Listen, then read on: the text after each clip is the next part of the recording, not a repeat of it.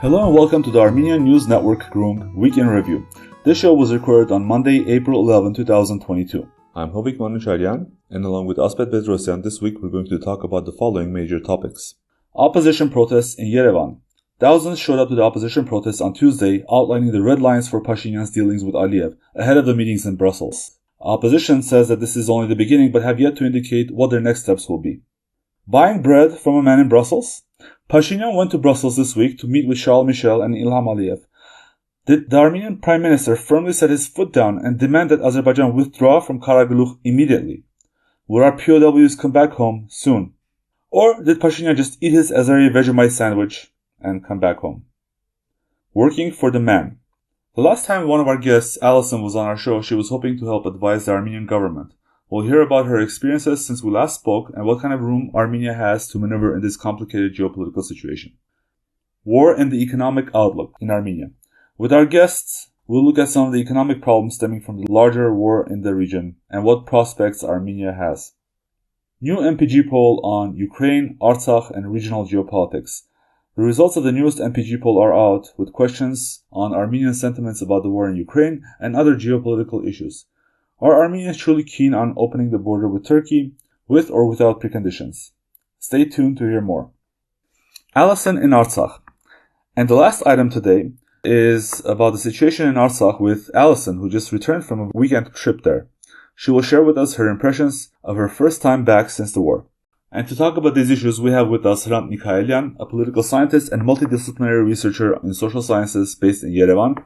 He's also a senior researcher at the Caucasus Institute. And Alison Tahmizyan-Muse, a veteran journalist who has reported for major international publications, including Agence France-Presse and NPR.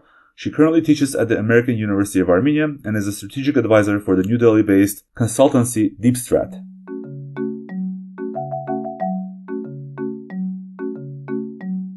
Hello and welcome, Hrant. Alison, great to have you as always. Hi, Hrant. Hi, Alison. Great to be here. Hello. Let's begin. On Tuesday, the two parliamentary opposition alliances, Hayastan and I Have Honor Alliance, rallied thousands of supporters to demand that the Armenian government not concede territories and control over Artsakh in meetings with the Azerbaijani president in Brussels. As a summary, the protesters put forth a list of 8 demands from Nikol Pashinyan.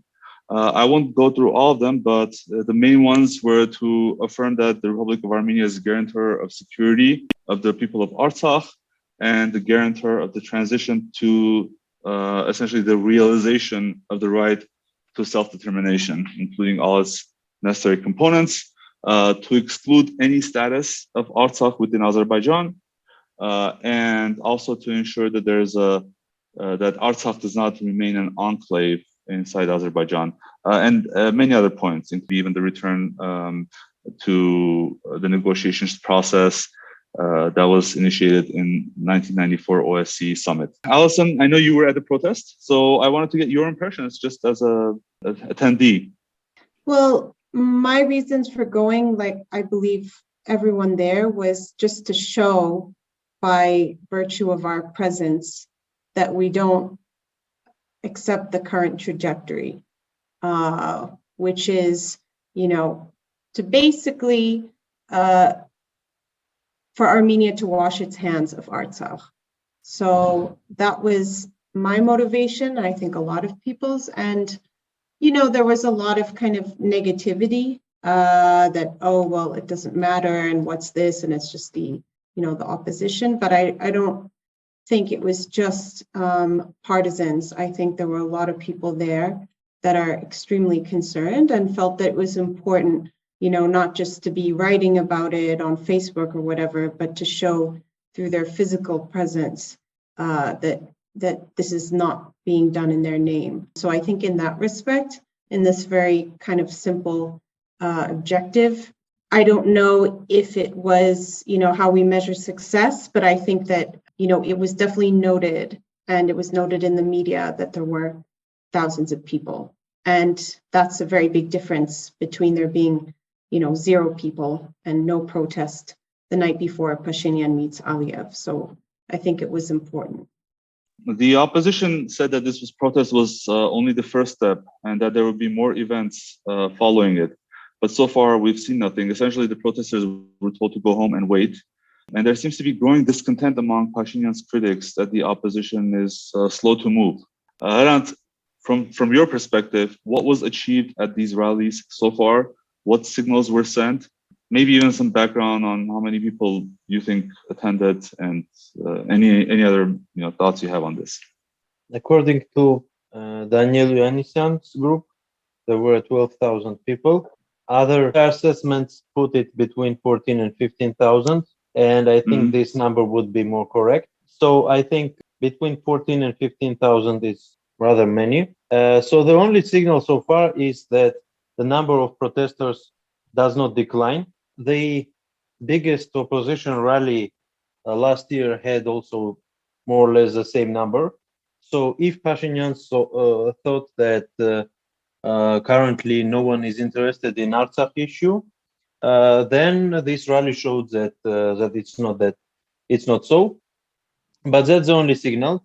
Also, opposition had this list of demands, but the opposition does not have a program.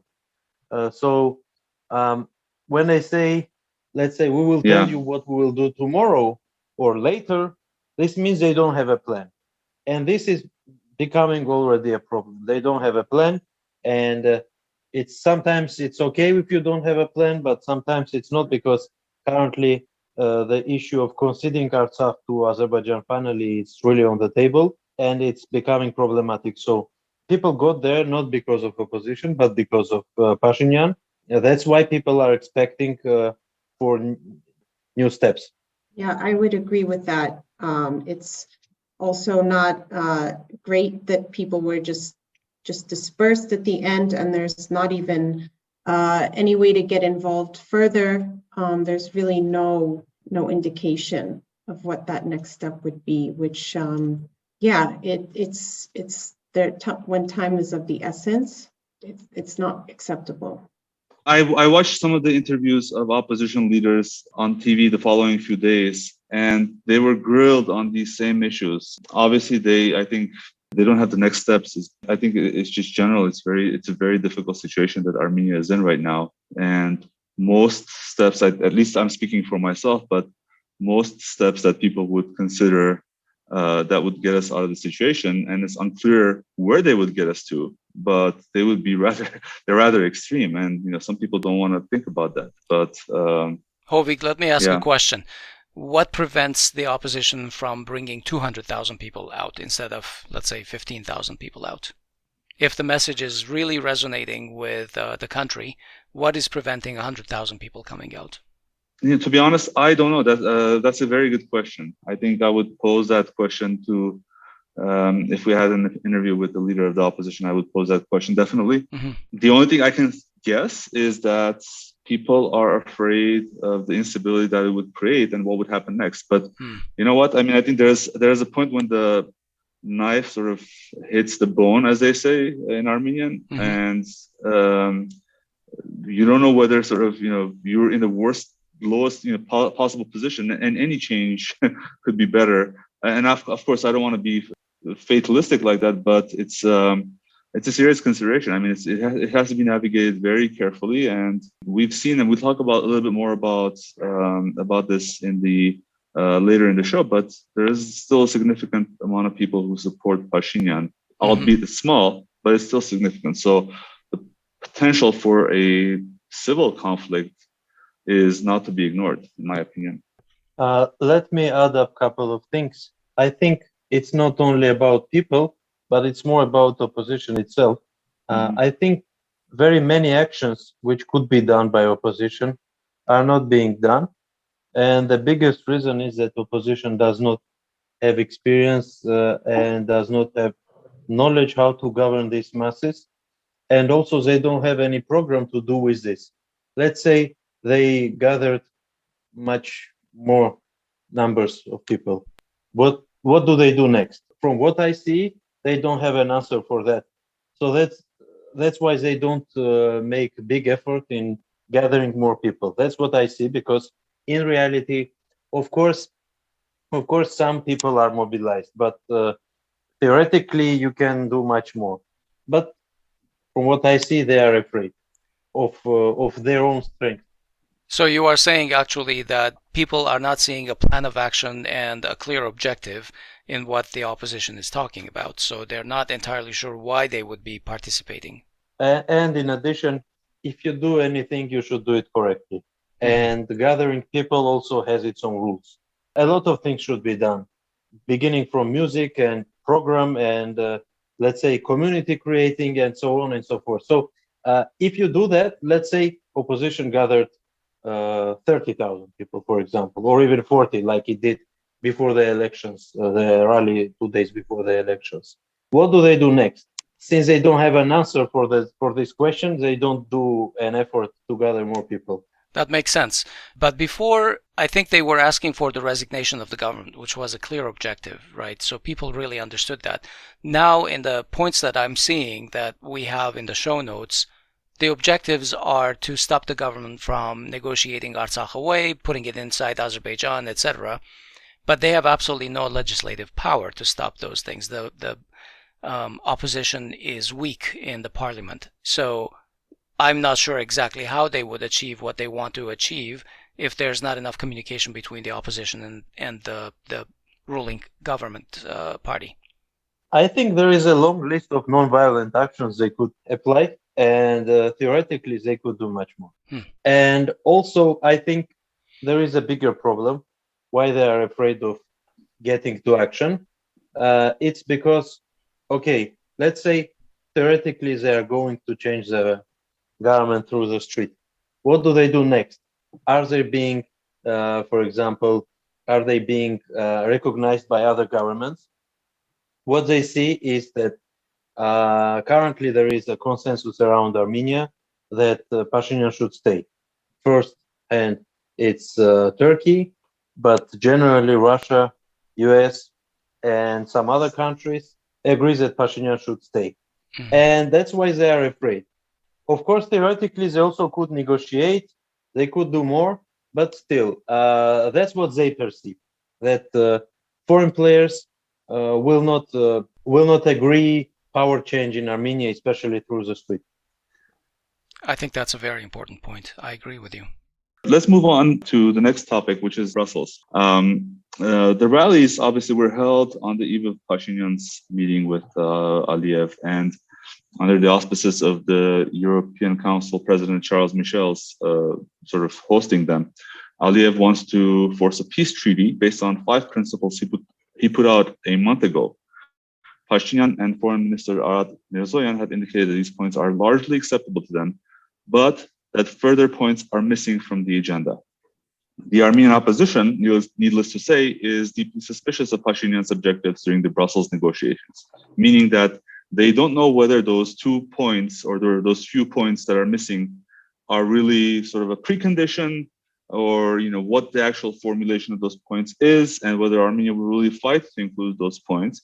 In any case, we're beginning from essentially a disadvantage.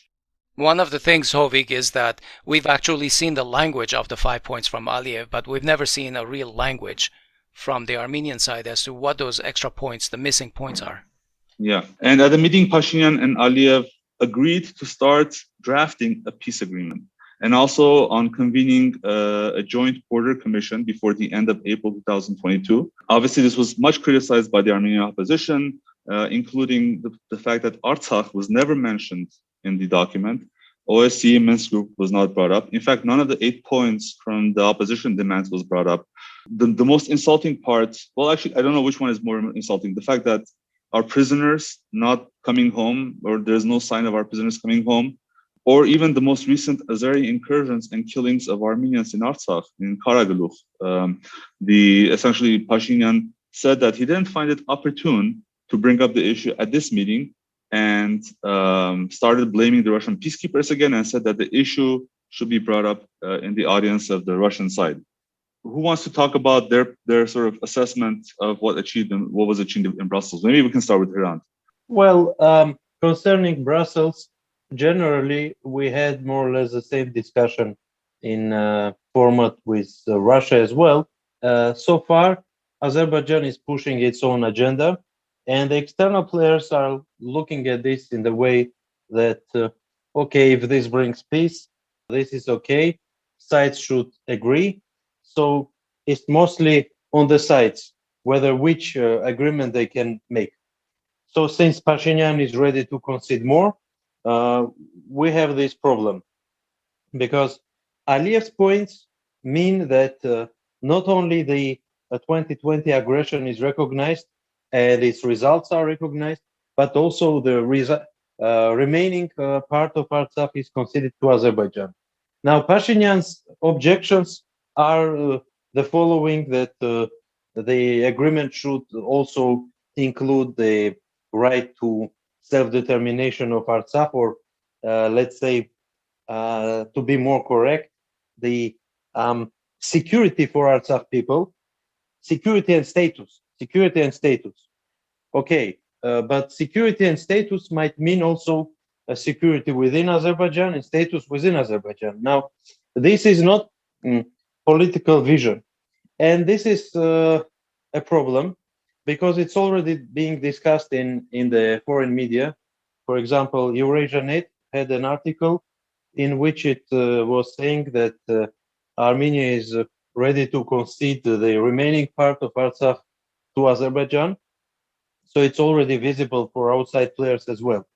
So this is a problem. Now, concerning Brussels, I think it's more or less obvious that Pashinyan is trying to move the negotiating table from Moscow to Brussels, but currently it does not mean much in terms of contents of the discussion. Although of course, if Russians are the peacekeepers, it is very important, because if they are guarantors of security and Brussels does not have such tools, so then there is a big issue.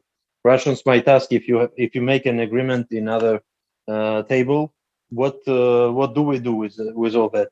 So that's another problem. But it's obvious that the switching of the tables is being conducted during the Russian military operation in Ukraine, and it's more or less obvious, and that's why Russians are trying to get back into these negotiations. There were rumors in the media that they are asking Pashinyan to come to Moscow for negotiations, and he is not very much willing to do so. We will see in the next week, or maybe by April 20, that maybe Pashinyan will visit Moscow as well, and then we will see if there is any difference with in negotiations on the table in Moscow. Hrant, how is it more advantageous for Armenia to negotiate in Brussels rather than Moscow? I think both Brussels and Moscow give the opportunities, but the biggest issue is not in Brussels, not in Moscow, but it's in Yerevan. If Yerevan has objections, it should put it firmly. It should use all the possible tables to talk about this. It should use the UN Human Rights Council and many other tools to raise the issues. If Yerevan does not do that, we can lose on in any table, and it will not make very big difference. So again, I think the only thing is maybe for Pashinyan it is important, but for Armenia it does not make much difference if nothing is added, if there is no added value, let's say. Mm-hmm. Okay. Alison, do you have any thoughts? Yeah, I would add that in the run-up to this meeting, and that this was kind of the subject of that EurasiaNet analysis that Hrant mentioned. There's been a very clear shift in rhetoric from removing any mention of self-determination, the right to self-determination, Artsakh being a republic that was formed by a democratic referendum. That's all gone from official statements, and in its place, you have an emphasis on, security rights, cultural rights, etc. But this is very dangerous, because the message it sends is that Armenia will accept that Artsakh can be within Azerbaijan so long as they throw us a bone. At least they say they're going to give cultural rights. to their citizens. We know how they treat their own citizens. And we know the record of how Turkey, Azerbaijan's key ally, deals with its minorities and what it considers, self-determination, acceptable treatment. Yeah. So it's for those of us who have been watching this closely, the change in rhetoric is very clear. And the meeting in Brussels was somehow a confirmation. Your regular guest, Tevan Pogosyan, said so as well. I don't know if you saw his statement, but he said this was kind of the confirmation of our worst fears. I'm paraphrasing him, but basically that Armenia has washed its hands of Artsakh. And all of this apparently with the objective of getting to a deal for opening of borders, for so-called communications that many of us do not believe is in Armenia's interest, or at least the way it's being conducted. So Tuesday's meeting in Brussels was kind of a confirmation of sorts, and not good news. Hrant, I hope I didn't misunderstand you, but a few times you mentioned that there is some kind of a consensus around world powers to essentially resolve this issue. But I wanted to let our listeners know that the following day from this Brussels meeting, Arat Mirzoyan visited Moscow, and there was some pointed statements from Lavrov that I wanted to bring up. Essentially, Lavrov said that France and US are canceling the OSCE Minsk group by refusing to communicate on the topic. He furthermore added, if they are ready to sacrifice the interests, in this case, the interests of the Armenian side, of the settlement of Nagorno-Karabakh and the South Caucasus as a whole, it's their choice. We know that the Minsk group is where this idea of self-determination has been essentially incubated within the context of Artsakh over the last 20 years or so. Do you believe that if the negotiations were moved to any different format, because let's say the sides cannot agree to sit around the table due to this war in Ukraine, that we will still have the same degree of leverage in terms of self-determination that we do within the OSCE Minsk group negotiations? Definitely, we will not have any better place to negotiate than Minsk group. So in the best interest of Armenia is keeping Minsk group working. And not only that, I think the big problem is that Armenia on its side is also destroying the Minsk group. For example, when Pashinyan said that he's going to bring the peace agreement to the Minsk group, it means that he's going to close the conflict, to finalize the conflict through the Minsk group and validate it, which means the whole normative base which is collected there will be useless. So it's not only about Ukraine, which is, I agree, which is a deal, but it happened even before. And concerning Ukraine, if only that is a deal, I think we should just try to spend some time before the active military operation will stop, and then try to restart the negotiation. But I don't see any try from Yerevan to go back to Minsk group. So they are trying to find some more formats. Okay, Brussels, and by the way, it's not the first time. Previous one was in December. The same goes to Moscow, and the Minsk group is absent. And not only that, Baku is also against Minsk group. Generally, it's Baku who does not want to use Minsk group, and Yerevan is just, from what it seems, is just okay with that, because Baku is forcing Yerevan, and Yerevan does not use all leverages to keep Minsk group there on the negotiation table. Mm-hmm.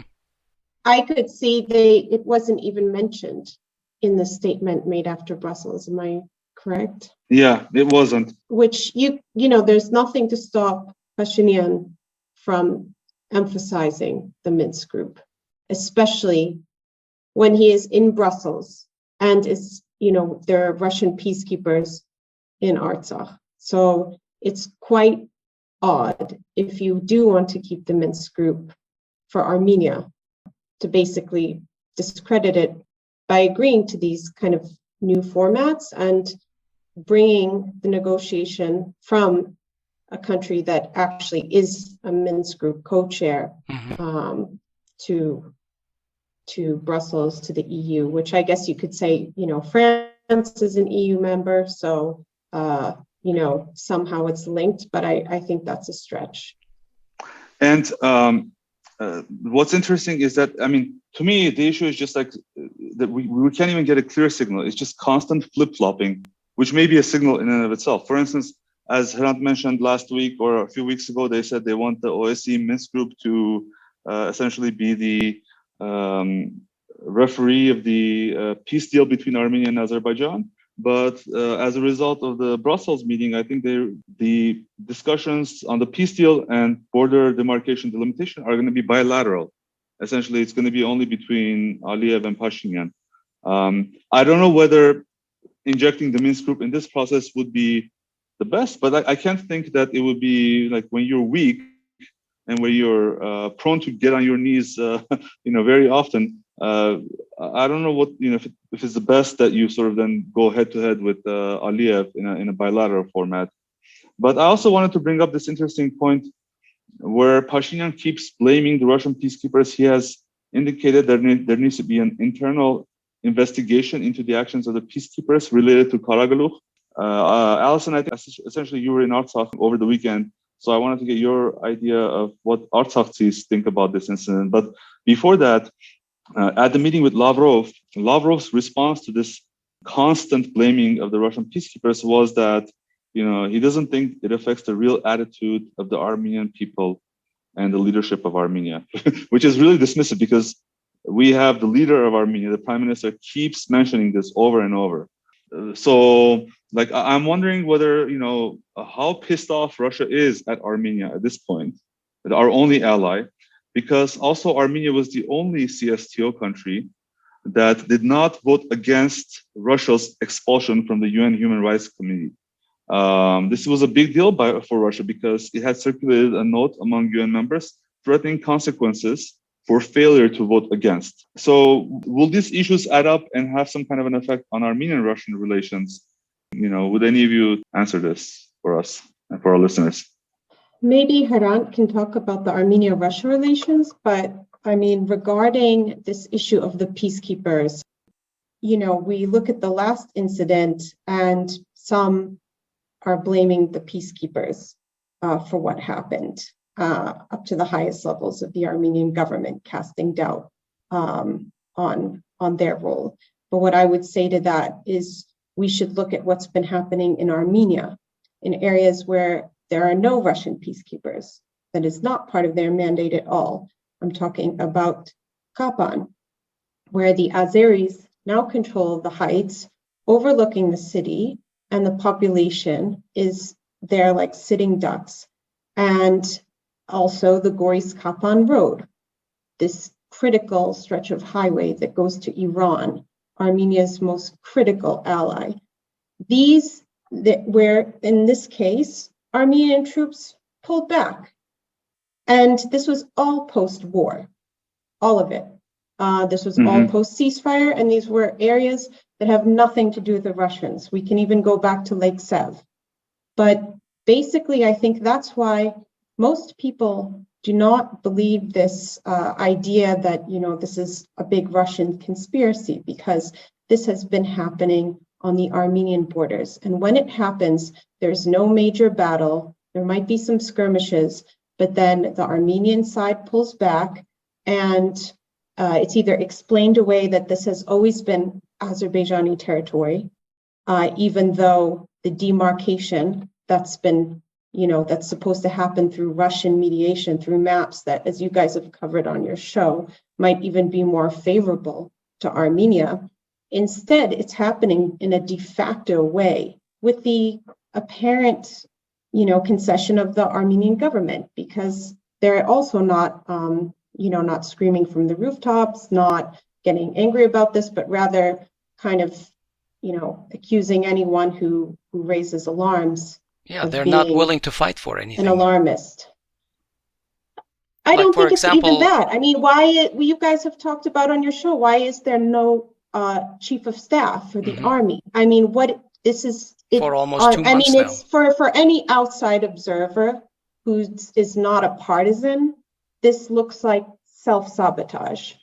It looks like collaboration. I think the only way you wouldn't see it in such a negative light is if you are very attached to a political faction. When the Azeris invaded and took some of Sev Lij, wasn't it the prime minister who said, is he going to go to war for 30% of that lake? So in his opinion, it's not worth defending Armenian territory. And it's not up to him to have that opinion, because the Armenian constitution, one of the most basic parts of it, is to defend the country's territorial integrity and borders and the right to life of its people, including people that live outside Yerevan. Yeah. So it's frankly a total dereliction of the most basic duties, and nothing else that this government does will matter. That's reason enough to impeach the guy. Do any of you know whether the Artsakh defense forces that are negotiating with the Russians and the Azeris that were involved in this Karaglukh incident, is there chain of command all the way in Yerevan, or does it terminate in Stepanakert? From what I know, they are being commanded from Stepanakert, but Stepanakert is still influenced from Yerevan.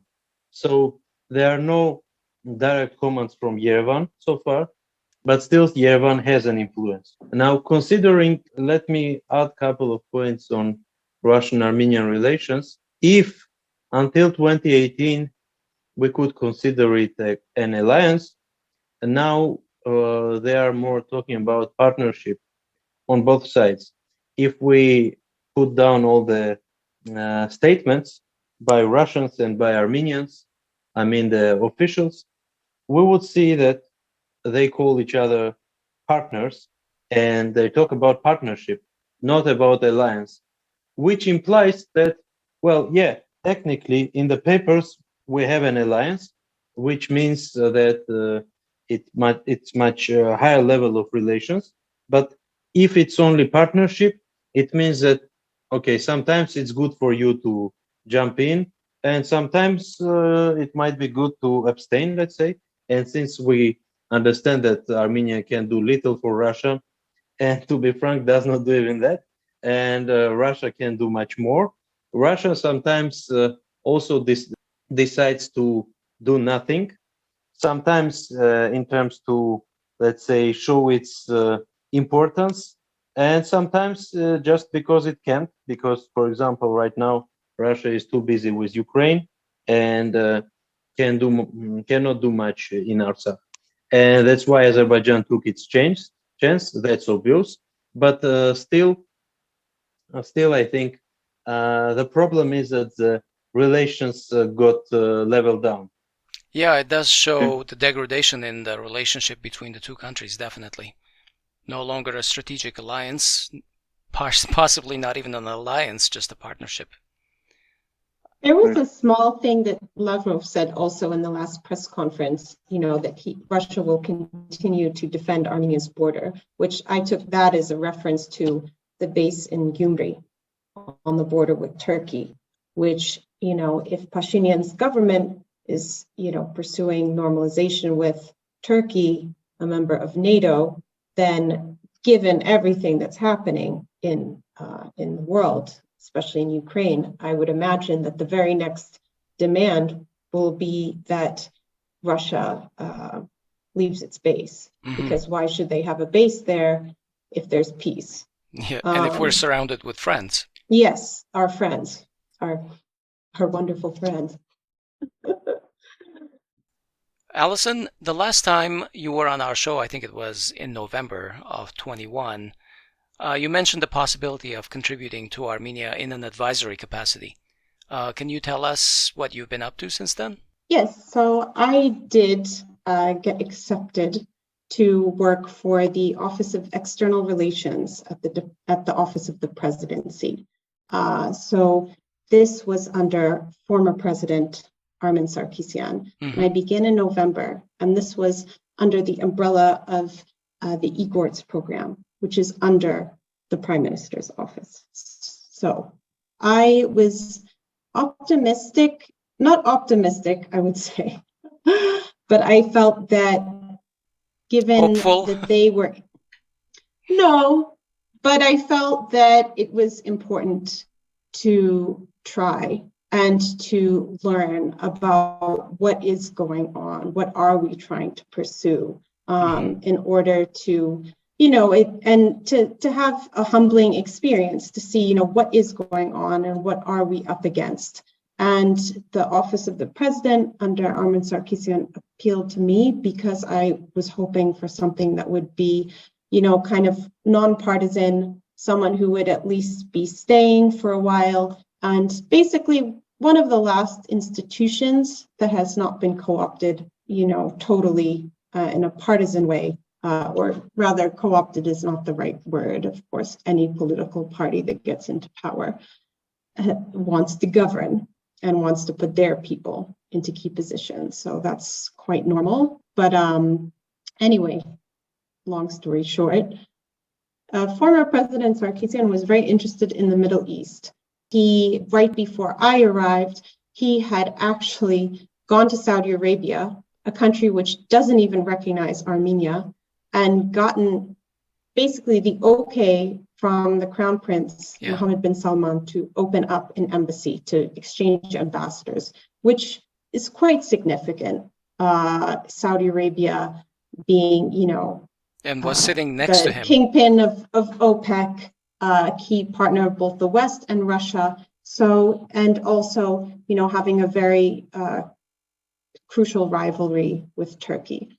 So that was something that interested me to try to further along that momentum. And not only with the Arab states, the UAE is also a country that was very open to and interested in investing in Armenia, but also Iran, especially being our neighbor, being basically our route to the east, our secure route to the east. And so that was, and also India was a priority of mine. So, and in India's Minister of External Affairs came to visit during this recent period, and India has invested in the Chabahar port in Iran, as you know, which would, and they basically said, you're welcome. So this was a very important direction to explore for Armenia, because kind of have a natural convergence of interests, and also if we want to be negotiating with Turkey and Azerbaijan from a point of relative strength, we need to have other options, not put all our eggs in one basket.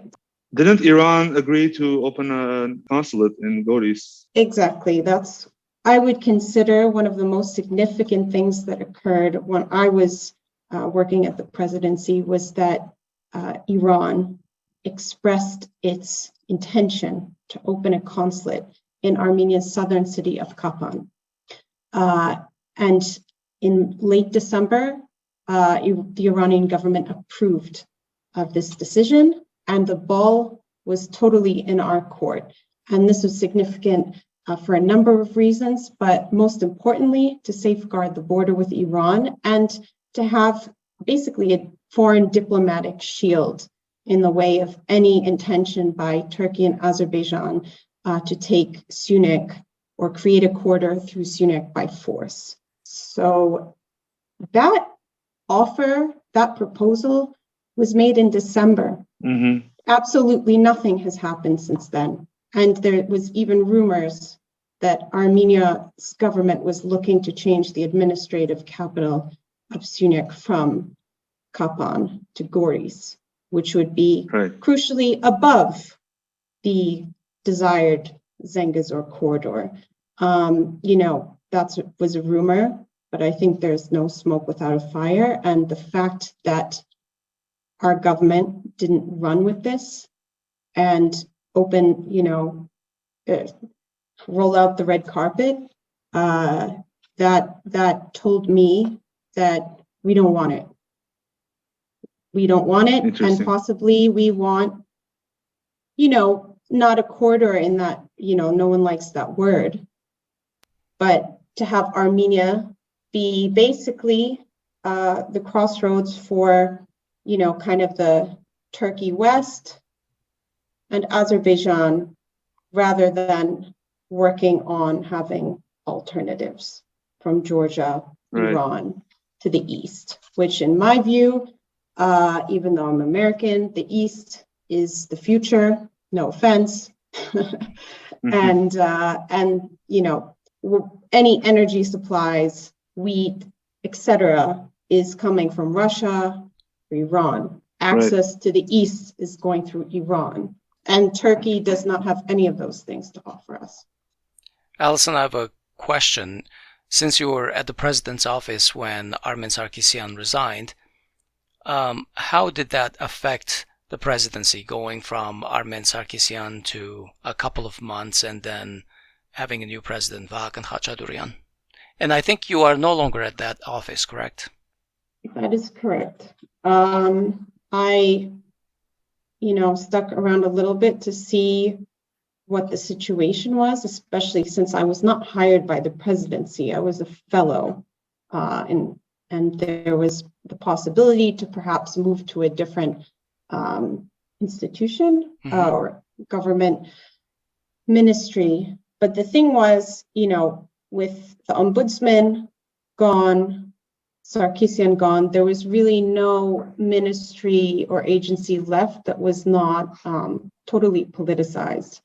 So for me, there was really no way to continue, because I understood that anyone who's coming from the current ruling party is following their direction.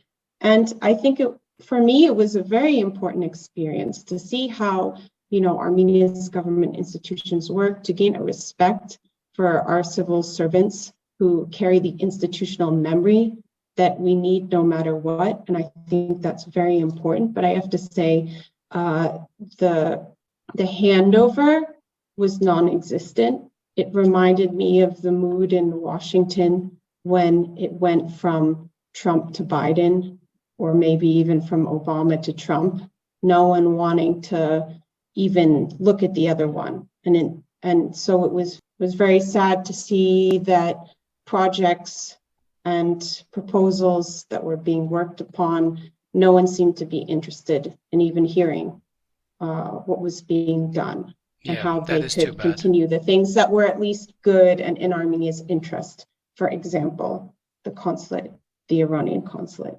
So I respectfully resigned, and simply because there was nothing for me to do, because I do not believe that the current government's trajectory is in Armenia's interest. And so there was nothing for me to do further in that position. If for geopolitical reasons, Ukraine can get the green light to join the European Union in a matter of months, we can't get a consulate opened in Kalpan, that says a lot. But I wanted to actually ask a devil's advocate question, which I've seen posed frequently. A lot of people express doubt what support Iran could give, and many people rule out direct military intervention. But even in terms of, if the Turks and the Azeris essentially take the Zangezur corridor, could that consulate there be any kind of guarantee, or would that actually be an adjutant for the two brotherly Turkish nations? So I wanted to ask both Alison, yourself, and Hrant, if he has any opinions on this. What you think? How you think that consulate would have helped the situation? And especially, I guess there were some more recent announcements just days ago from the IGRC that I want you to address as well. Yeah, I don't think there would be any downsides, because my hope was that such a presence, diplomatic, would encourage, for example, the Americans to put a consulate there, the Europeans, the Russians, that, you know, basically to create kind of a diplomatic shield. But it all depends what you want, right? So I understood that if we don't want that consulate there, then we are in favor of this kind of Zangezur connection project. And as far as what could Iran do to help, I mean, I think having a diplomatic presence there would be significant, especially, you know, the fact that their truck drivers are traversing these roads. It's very important for them to be able to help, you know, their citizens if there are problems, and to have a presence there. And I think there, you know, it could only have a positive impact. And I think that Armenia, if it was actually giving the government the benefit of the doubt that they were concerned about complaints, you know, from the West, well, the West is working on a nuclear deal with Iran. If they're concerned about Turkey, it's even worse for us not having friendly countries present. So I only would see benefits from it. Maybe Haran has some ideas. I think Iran would like to see another outcome of the war in 2020. I think Iran was unprepared to the war, and I think they are realizing their interests. And we got some clear signals from Iranian side, including those during last week. So I think any responsible government would put as much as possible effort in deepening relations with Iran. That's obvious. And I agree that Saudi Arabia direction is also very important right now. And we can add up to there, of course, India, but also Egypt and so on. So I think there is a lot of things which could be done. And I think there is a big gap in understanding of that, primarily on government side, but also on opposition side as well, because they're looking at the West, at Russia, at Turkey, but they don't look around. And if they would see much more options to defend Armenian rights. And I think Iran is not only a possible option, but and not only crucial direction of Armenian foreign politics, but you cannot exclude in any way deepening relations with Iran. I think any responsible government would do as much as possible in that direction. Okay, let's talk about the economy for a short while. The economic effects of the war in Ukraine are already having reverberations in many countries around the world.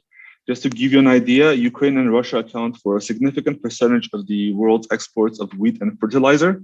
The war and sanctions have stunted the production and logistics of delivering these goods to global markets. This is already having an effect on global food prices that can be seen everywhere, and many fear that this is going to continue or even get worse. Armenia is not immune to these issues, despite being a member of the Eurasian Economic Union. We know that Russia has restricted exports of grains to even EAEU countries, and I believe the export of fertilizer was restricted even before the war started. And it's now spring, and the planting season and fertilizing season. We've seen isolated reports of farmers complaining about the cost prohibitiveness of fertilizer already, but the government is eerily silent on such a major issue. Hrant, I wanted to ask you how you would assess Armenia's food security and ability to withstand existing and even bigger economic shocks that may yet come. Currently, it became much worse due to the territory loss in Artsakh war, because Armenia was producing between 1/5 and 1/3 of its grains from Artsakh, and mainly from the territories which were lost. Concerning grains, Armenia was self-sufficient at a rate of 40% previously, and now it's about 25%. So it's a bit problematic. But on the other hand, it's most probably that Armenia will get imports from Russia or Kazakhstan, price might be up, but I don't think we will be left without the grain, because even the existing level of relations with Russia is enough to count on grain imports from Russia. Yeah, but this obviously will have also an inflationary effect across the board, right? Because I'm not sure even if I know all the ways that grain is used, but for instance, to even act as feed for animals. So meat prices are going to go up. What would you assess? Where are things going to head in terms of food prices in Armenia, or maybe things will stabilize in your opinion? Last year we got significant price growth, and it was in turn with the global price increase, and especially if we look at food price, it's increasing worldwide. If we look at POW World Food Price Index, we would see that year over year the food prices increased by 1/3, which is a very big peak, and is comparable to 2008. And there are already big talks about, let's say, next Arab Spring after the prices growth, let's say in autumn, and especially if there are not enough grains for Africa, especially sub-Saharan Africa, that might be a big deal. For Armenia, it might be the price increase. It's a bit difficult to predict because there are too many factors there, but it's as of now, it's already obvious that there will be not enough grain for the world this year. But the amount of absent grains is unclear yet. So I think we will have price increase, which might lead to the growth in poverty, but not high. And also, I think that the expectations on economy decline because of Russia-Ukraine war, I think they are exaggerated for Armenia. Either there is global crisis caused by this conflict and the West's reaction, and then Armenia might suffer, or if there is no global crisis, so far Armenian economy is coping rather well. So I think there will be problems, but there will not be major problems. So the IMF already changed its forecast of global growth from 3.6% to 2.6%.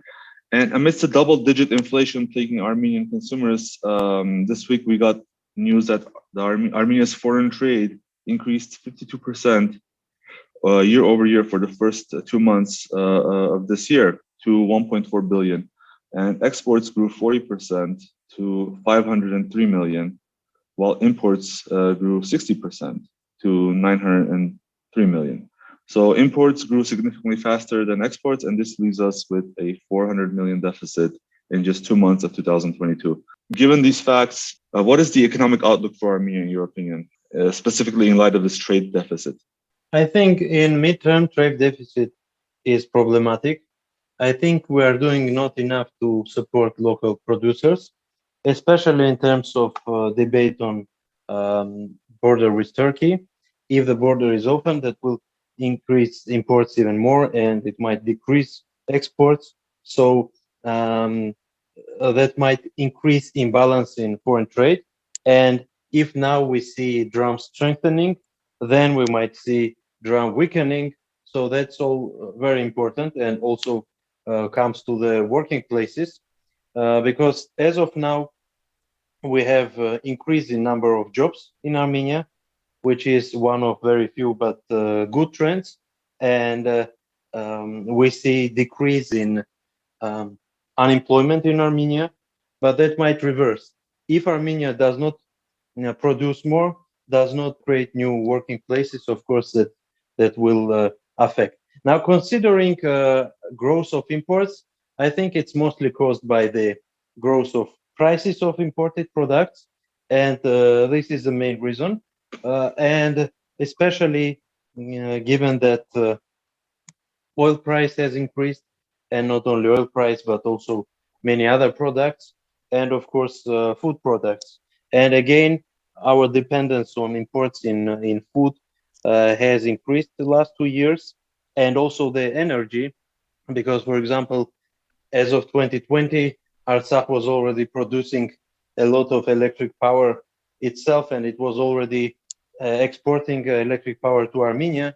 Now Armenia has to send electricity to Artsakh. So I think we became more vulnerable to different risks, and we are, let's say, on the crossroad. We have some chances to jumping and to getting through this crisis normally, but it's not guaranteed in any way. So government will have to show very good level of competence in coping with crisis, and also in coping with all political circumstances which lead to the crisis in economy. Hrant, I have a couple of quick questions for you. You said that the job outlook is actually a positive in Armenia. Do you think that there's a labor shortage, and is it possibly leading to the inflation because of rising labor costs? As of now, it's not a deal, because in some jobs, in some positions, we do see that, especially in highly paid jobs. Mm-hmm. Because in Armenia, traditionally, there were not very many different jobs, especially in the Soviet times. Now there are very many new professions, and there are not many specialists for those professions in Armenia. So in some professions, you see absence of people, or at least deficit of workforce. But generally, we see the proficit of workforce or deficit of jobs. So generally, no. And especially if we look at 2021 dynamics in salaries, we see that salaries against inflation have 0% growth. Mm-hmm. So as of now, it's not a deal. The other thing you mentioned was that if the border opens with Turkey, exports will go down. Why is that? Because Turkish products are more competitive, and because they have scale effect, and because Erdogan has experience of increasing his influence in foreign markets, like in Lebanon, in Syria, and Iraq. And it's highly likely that he will try to do the same in Armenia. So, for example, it might lead to some state-organized takeover of Armenian market, because for Turkey it will cost very little. Right. And we should also consider the fact that Erdogan is supporting the producers in his economy, and even despite the fact that lira has devaluated in the end of the last year, Turkish economy feels very well. And their products are very cheap. High rate. Yeah, and their products got even cheaper, and the rate of increase of economic production is very high. So Turkish economy is growing. Erdogan is playing, let's say, on high stakes, but as of now he is winning in economy as well. So that should be considered. But that tells me that the imports from Turkey might increase, but I'm not entirely sure that why our exports would decrease. Like we don't export that much to Turkey currently. No, not to Turkey. We do not export to Turkey anything because it's banned for us. But for example, if our producing powers, let's say, are not competitive in light industry, for example, mm-hmm. that might lead to decrease of production, and on the next step, it will influence the exports. Of course, theoretically, we might open up energy market in Turkey, but I don't see much of possibilities there, especially after the war. Okay. As we near the end of our show, I wanted to actually cover a new poll from MPG that came out this week. And the questions there are related to Ukraine and also other geopolitical developments that are closer to Armenia. But let's begin with the sentiments on the war in Ukraine. One of the questions asked during the poll was whether they support Russia's position in recognition of the independence of Donetsk and Lugansk. And it was a little bit surprising to me, but 65.3% of the respondents said that they do. And the respondents in other questions seem to be aware that this is not a Ukraine versus Russia conflict, but a US versus Russia conflict. and that this will also have repercussions on Armenia as well. So, Hrant, did you see this poll? Did these numbers surprise you, and any other nuance that you noticed that you would like to bring up? These answers did not surprise me, because if we look at which side do people support in Armenia, I mean, not in the terms of Donetsk and Luhansk, but in terms of Russia and Ukraine, we see the split. It's not 50-50, but it's very close to it. So many support Ukraine. Considering Donetsk and Lugansk republics, people support this move because they somehow connected to Artsakh. So in Armenia, people support the recognition of any unrecognized territory because they somehow expect that it might increase the chances of recognition of Artsakh. So this is a major argument here. And considering Russia-Ukraine situation, there is another question in this poll, which shows that it's not a full support of Russia in any way. And considering the expectations that it will affect Armenia, yeah, it's obvious. Usually, Armenia has suffered from external developments, like, for example, COVID or some other things.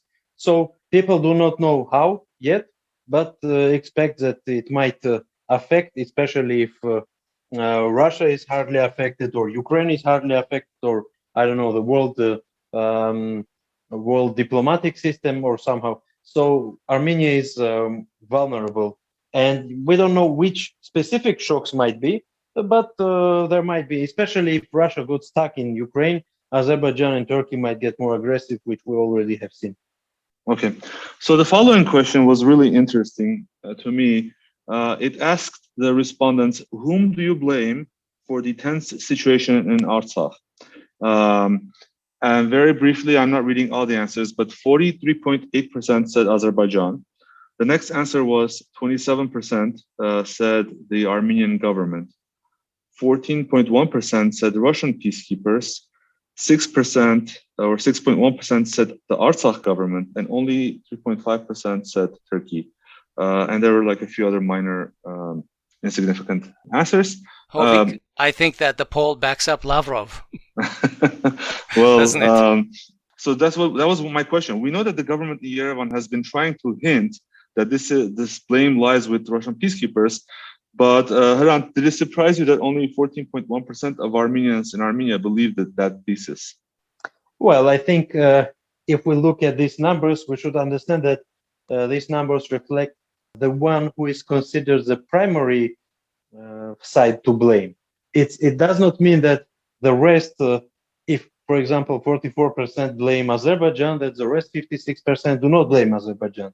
It's that they consider that, let's say, Armenian government could do more, Russian peacekeepers could do more, something else. The same refers to Russian peacekeepers. 11 or 14% consider that Russian peacekeepers are the major side who are responsible for this situation, but I think the rest could think also that they have some level of responsibility, albeit the secondary or tertiary responsibility comparing to other sides. Right. And Alison, you just came back from Artsakh, so I'm very keen in understanding what Artsakhis think about this incident specifically. Did you have a chance to gauge, the opinions of people that you talked to there? Well, one, recounting I heard regarding, Russia's perspective on the situation or via Artsakh was that there was indeed an agreement that there should be a distancing of the forces, the Azeris and the Armenians, and that the Russian peacekeepers should be controlling these heights. But the Azeris, as they've done many times before, broke their word, rushed in to fill the gaps. Right.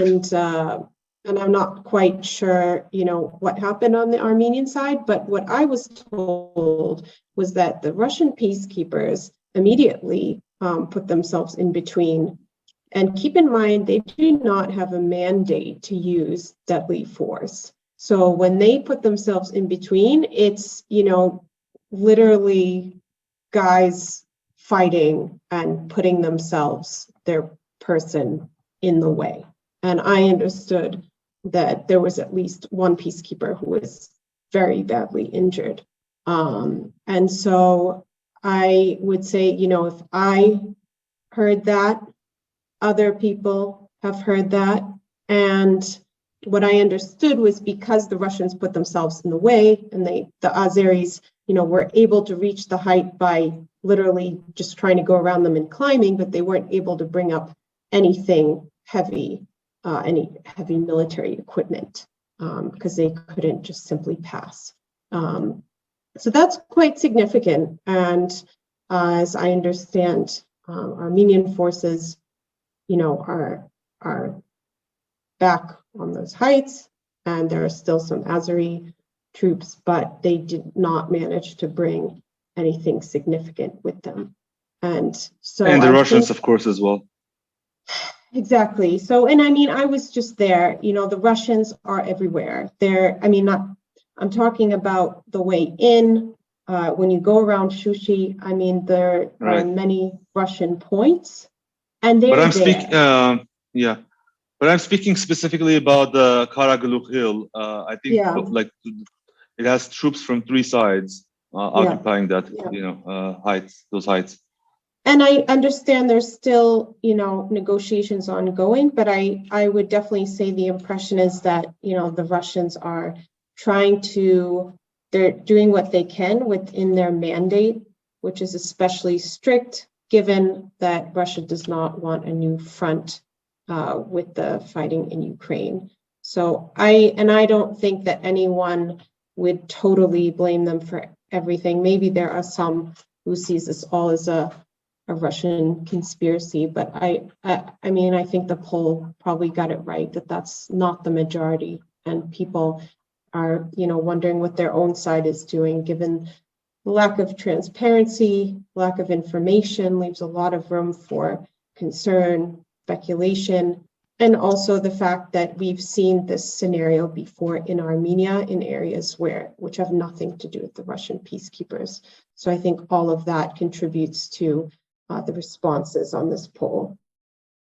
And to back up some of that, there have been a lot of media reports on this incident, but I did watch an interview of Avetik Chalabian, who is the founder of the RR Foundation, and he's I think well versed in military affairs.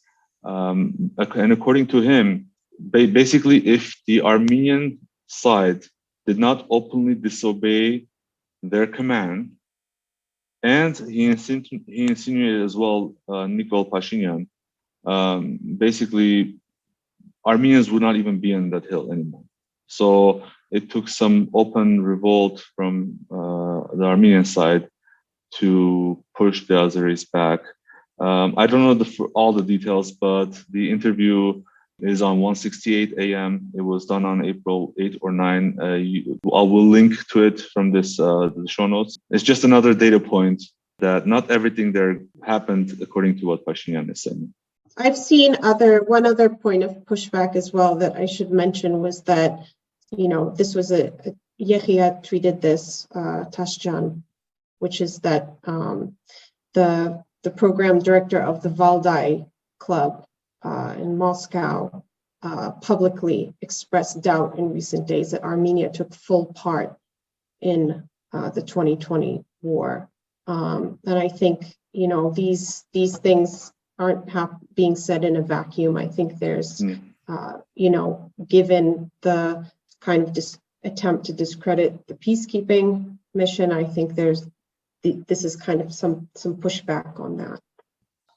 Let's go to the next question on the poll. We've had several past polls in the last, I guess, months or maybe even half a year. For instance, one by IRI, the International Republican Institute, and MPG, which seem to indicate that the majority of the Armenian population is not really keen on establishing diplomatic relations with Turkey. Now, the phrasing was really different, and it could lead to misinterpretation. But despite, I believe, the general consensus that Armenians consider Turkey and Azerbaijan as their sort of mortal enemies, and opening the borders is really should be approached with caution. Despite this, there were still manipulations, and most recently, Foreign Minister Arat Mirzoyan stated in March that Armenia's population supports the current efforts of the Armenian government, which says that it is normalizing relations with Turkey without preconditions. Never mind that most, if not all, of those preconditions have already been met. So MPG asked this point-blank question, which I think was a really good one. Do you support the establishment of diplomatic relations and opening of borders with Turkey without preconditions? Essentially, no room to manipulate, no room to misinterpret. A staggering 68% said that they were against this, with 59.3% of those saying that they were categorically against this. Alison, any comments? Does not surprise me at all, because if I've been living in Armenia now since October, but also not, interacting with different, parts of society. So for example, my students at the American University of Armenia, which I think we'd probably consider one of the more elite institutions, more liberal-minded, people wanting an international sort of point of view. My students will mention the Batumi scenario, being the scenario where the economy is just totally dominated by Turkey, submerged, local producers not being able to compete with far, greater economy of scale and a government which subsidizes many sectors. Right. So, and I was, discussing with some of my students one day, it was 4 of them, and they said, if Armenia opens the border with Turkey, we and our families are leaving the country. And that was, very hard to hear, because these are really bright young people, and they're the new generation.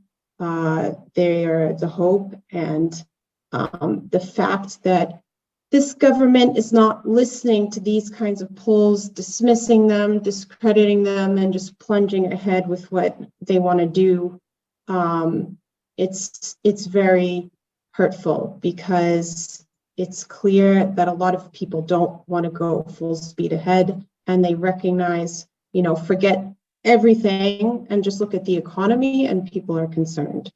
And people are definitely concerned about security. Right. But then I talked to an advisor, of a government figure who I won't name, who said, oh, well, Armenian farmers are going to become more competitive. This is just competition.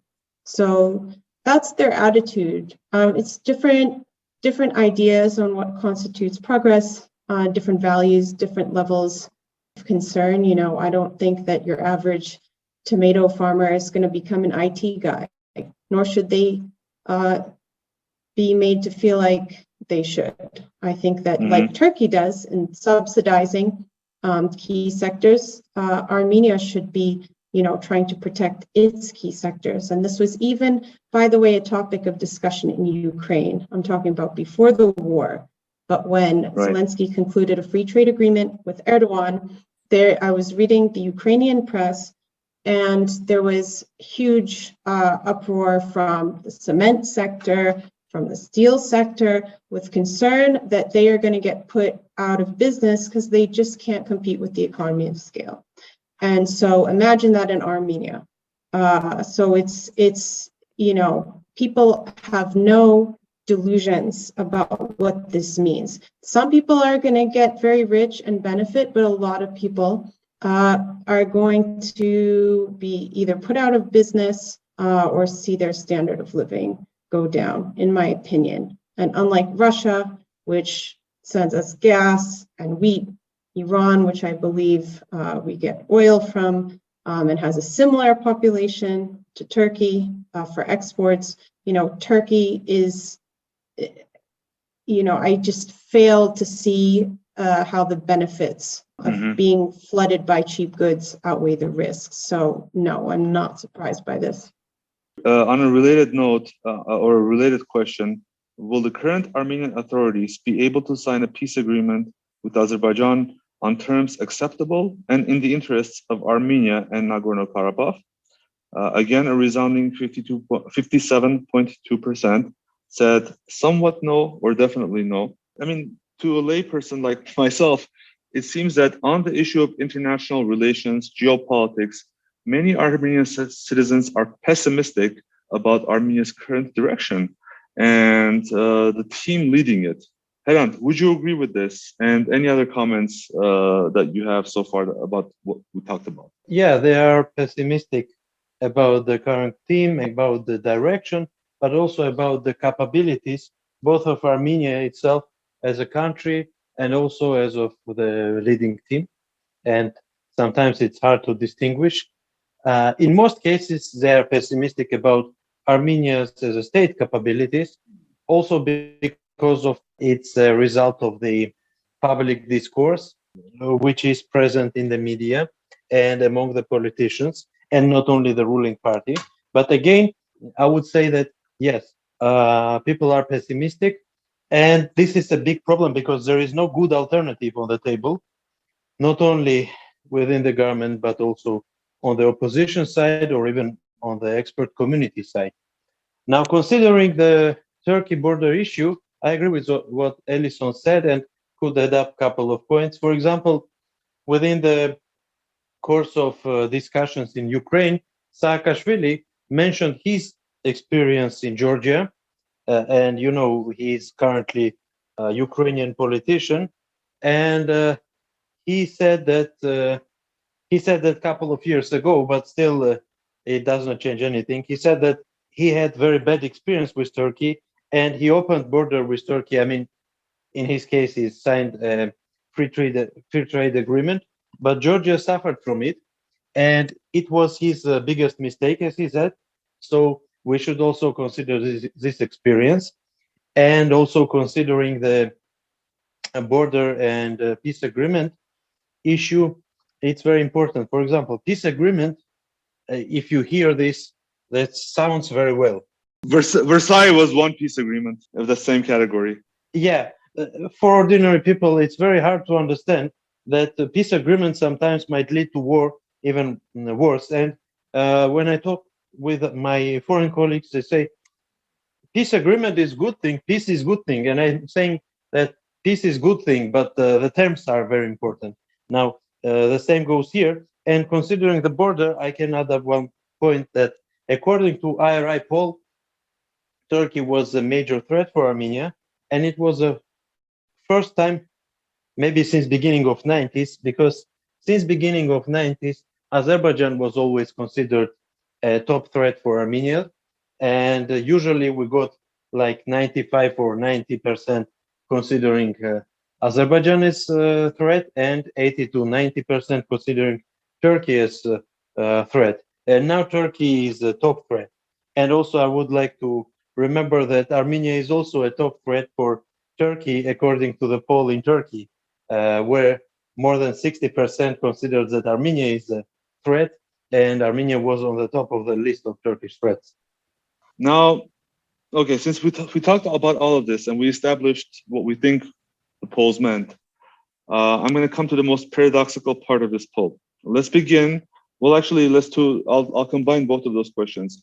In one question, the respondents were asked, please rate the performance of Prime Minister Nikol Pashinyan. I'll just say about 38.8% were positive, with 25% definitely positive. To me, that doesn't sound like a rock bottom approval rating. Well, 47.7% said it was negative. So the anti-rating is higher, but still, I mean, it's to me, it's mind-boggling. And then the other question was related to the opposition, which said if parliamentary elections were to be held this Sunday, who would you vote for? 20.4% said civil contract, and only 12% said Armenia Alliance or I Have Honor Alliance combined. Just as a point of reference, before the June 2021 parliamentary elections, civil contract had 23.8%, so within the margin of error of this poll, while Hayastan Alliance had 24%. Just Hayastan Alliance alone had 24%, according to the same pollster. So, of course, I should also mention that a lot of the people either refused to answer the question, said they find it difficult to respond, and specifically about 38.9% said none of the above, will not participate in the elections. Well, let me ask you, Hrant, what does this mean? What does it mean about the opposition? What does it mean about Pashinyan's approval rating? And specifically, if people disagree so much with his external foreign policy, is this a sign that he's doing things internally that they agree with, that his approval rating is 38.8%? This is a good question. And let me start from the end. I mean, from the percentages of people who are ready to vote. Yeah, 20.4 against 8.5 for Armenia Alliance. Seems like a big change from the parliamentary elections. But if we exclude everyone who did not disclose their vote intentions or did not have any, and those were majority, but if we exclude all of those, we would see the following results: 53% for, or 54%, or 53.7% for Pashinyan Party civil contract, and 21% for Armenia Alliance. So in reality, nothing changed from June. So this is both surprising and unsurprising, because generally nothing changed. Neither Armenia Alliance showed something different from that period, or civil contract. Everything you would expect is continuing. Now, going to the approval ratings, which is, let's round it, 39 against 48. This is also more or less the same that we have last 12 months. Because after the November 9 statement, according to which Armenia considered a big part of Artsakh territory, the approval rate of Pashinyan started to decrease. And it stopped around 40%. And it stuck there. Sometimes it goes a bit up, sometimes it goes a bit down, but generally it's more or less there. Now, I think your point is very important, because this is the reason why Pashinyan won the elections, because he showed for the voters that he is better candidate for them, at least internally.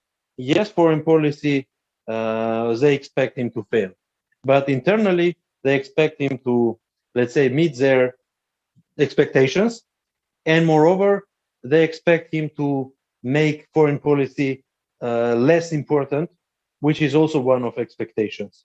Now, the extent to which this expectation is correct, it's another thing, but it's matter of political technology and communication technology, how you present and how you communicate with the people. Pashinyan was successful in that, and he's still successful because he is very active and he does a lot in terms of communication. Now, that's why many people think that him staying in power is good for country, and also and good for them personally. For example, we got this almost 3% unemployment decrease 2021 against 2020. Of course, 2020 was a crisis year, but still. And we also got some economic growth. This government was successful in telling people that it's their achievement, while previous governments were not successful in the same, even if the growing rates were even higher than this. So it's a matter of political communication, I think, and generally people expect this government to be better for them internally. One tiny anecdote from Kapan. Met a village leader, whatever, in December, village where they had lost access to a normal road. And this woman hadn't even been able to visit her parents in the city for, I don't know, a month after the Azeris came. And the Armenian government was supposedly going to build them a new road. So kind of the Palestinian scenario. And she said that, oh, the government gave us 4x4s. So they are meeting short-term, they're addressing very immediate problems, which they may or may not have created themselves. But people need to see an alternative. So yeah, that's just one small anecdote, which I don't know what it tells us, but anyway. Right. Okay, and now I'm sure all of our listeners are eager to hear a word about Artsakh. Alison, you were there over the weekend. Tell us about your impressions. And I believe this was your first visit since the war. Correct. Yeah. So I was very pleased to be able to get there and to see for myself what the situation is like. I can say that the road in, and I would advise all diasporans to get the documents that they need to be able to visit Artsakh. And I encourage all Armenians in Armenia to visit Artsakh. You will find that, I felt very safe going in and going out. The Russian peacekeepers are very respectful. They will even say, Parev says. So I would say that Stepanakert, how would I sum it up? I would sum it up as very youthful and lively, which I don't know, I went with no expectations, but it was really nice to see just people of all ages out and about. It was nice weather when I was there, and everyone is going about their lives. You can hear music coming from the school. You can see, people doing their errands. You see there was a new cafe, friend of a friend of Baku, Armenian, who just opened up some new, very modern looking cafe. And yeah, I was not there during the gas shut off or during the water shut off. So this is not to paper over, the terrorism they've been subjected to by the Azeri state. But, people are living, and there is protection and a high level of guarantee that people even in the border communities in southern Armenia don't have, thanks to the presence of Russian peacekeepers. It's not easy, the Azeris are always pushing their luck. But I came away from this experience really rejuvenated. I took a walking tour with a friend of a friend who was born in Baku, made a refugee from Baku, participated in the Artsakh liberation movement. He was displaced again from Shushi, where he lived in a big house with his family and had a garden. Now is living in a different house than his, kids in Stepanakert. But, for these people, this is where they live. They're not going anywhere. And the Russians are not there for their health or entertainment. So what I would say is that I came away with it with a very positive feeling. And what I noticed is that while some diaspora organizations are shy to invest in projects to last, I would say that people who are living there, I noticed that they were refurbishing old historic buildings. So we're not even just talking about damage from the war. People are actually investing their money, and they are looking at this as they're staying. And in the words of my new Baku friend, there was a portion of people that got freaked out in this last, few weeks and left. And there's a portion that went to the front. And the rest of the people that you see going about their day, they're here. So I would say that visit Artsakh, see for yourself, and see just why it's so important now more than ever that we show our support. Thing that gets people there down and that discourages people from investing, discourages people from living, is when they see that Armenia gave up on them, that the Republic gave up on them, that the diaspora gave up on them. That's what gets people down. That's the worst part. And I think that's the struggle today.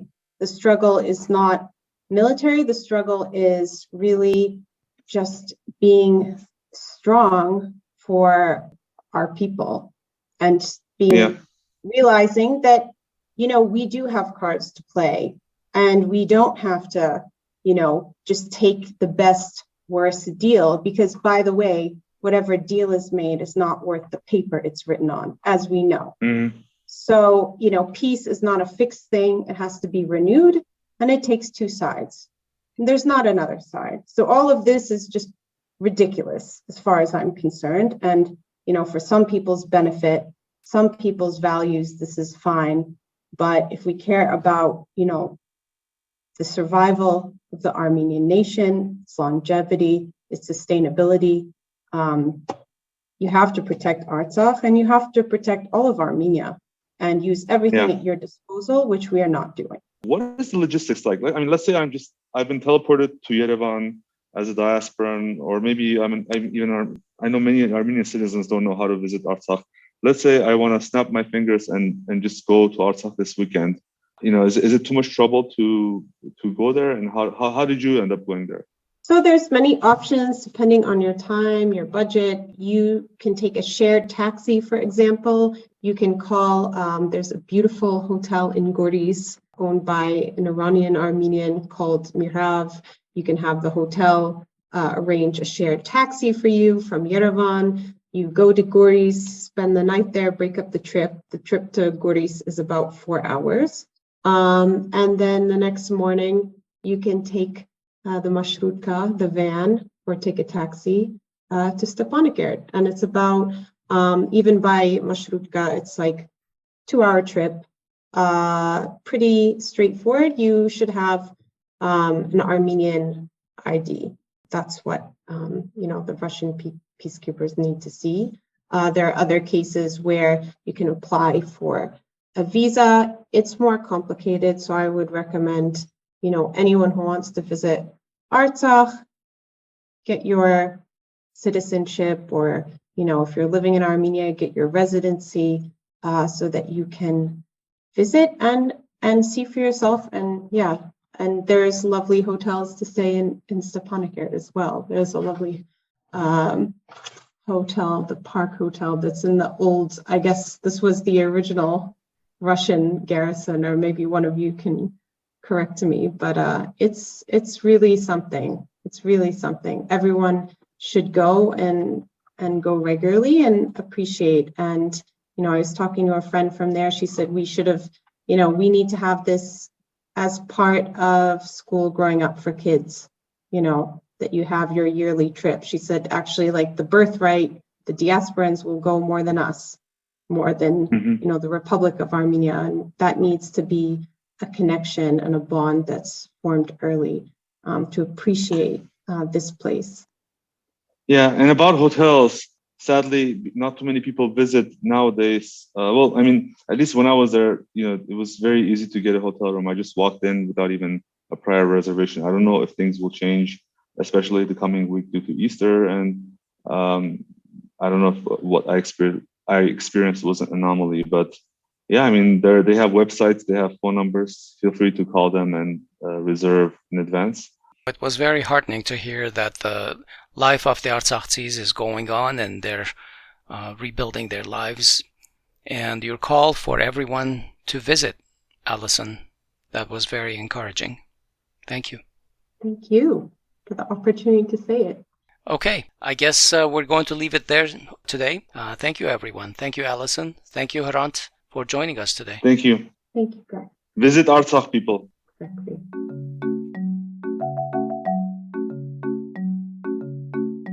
That concludes our program for this Week in Review episode. We hope it has helped your understanding of some of the issues from the previous week. We look forward to your feedback and your suggestions for issues to cover in greater depth. Contact us on our website at groong.org, or on our Facebook page, ANN-Groong, or in our Facebook group, Groong-Armenian News Network. Special thanks to Laura Osborne for providing the music for our podcast. On behalf of everyone in this episode, we wish you a good week. Don't forget to subscribe to our channels, like our pages, and follow us on social media. Thanks for listening, and we'll talk to you next week.